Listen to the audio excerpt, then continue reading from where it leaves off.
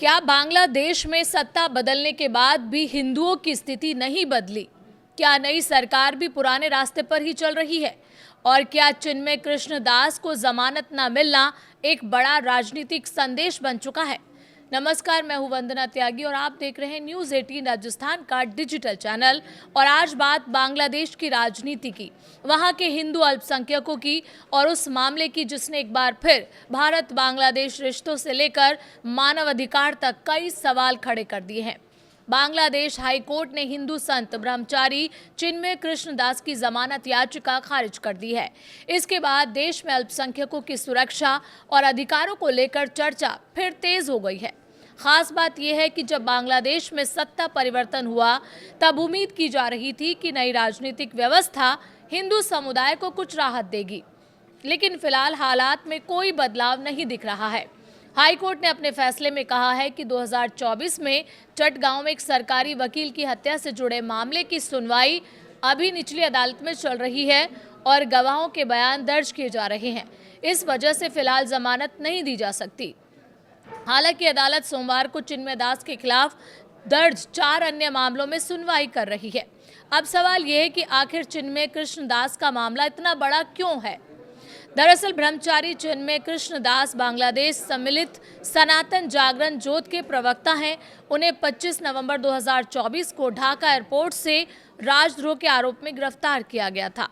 गिरफ्तारी के बाद उनकी जमानत याचिका खारिज हुई और फिर बांग्लादेश के कई हिस्सों में हिंदू समुदाय ने विरोध प्रदर्शन शुरू कर दिए। इसी दौरान चटगांव में प्रदर्शन हिंसक हुआ, जिसमें सरकारी वकील सफुल इस्लाम अलीफ की मौत हो गई। बाद में इसी मामले में चिन्मय दास समेत 39 लोगों के खिलाफ आरोप तय किए गए।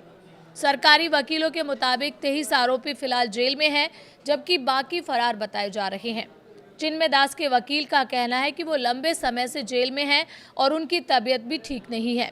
इससे पहले अप्रैल 2025 में हाईकोर्ट ने उन्हें राजद्रोह मामले में जमानत दी थी, लेकिन बाद में सुप्रीम कोर्ट की अपीलीय पीठ ने उस आदेश पर रोक लगा दी। इस पूरे मामले ने इसलिए भी ध्यान खींचा है क्योंकि भारत ने पहले भी चिन्मय दास की गिरफ्तारी पर चिंता जताई थी। भारत लगातार बांग्लादेश में हिंदू अल्पसंख्यकों की सुरक्षा का मुद्दा उठाता रहा है। वहीं विश्लेषकों का कहना है कि शेख हसीना के सत्ता से हटने के बाद हिंदू संगठनों को उम्मीद थी कि हालात सुधरेंगे, लेकिन अब तक कोई बड़ा बदलाव दिखाई नहीं दिया। अब चर्चा तारिक रहमान और नई सत्ता व्यवस्था की भूमिका को लेकर भी हो रही है।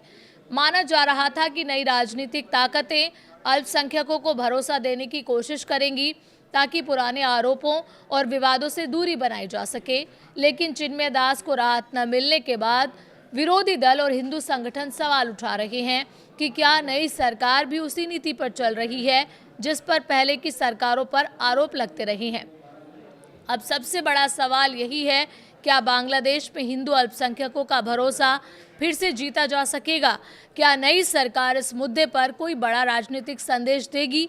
और क्या ये मामला भारत बांग्लादेश संबंधों में आगे और संवेदनशील मुद्दा बन सकता है?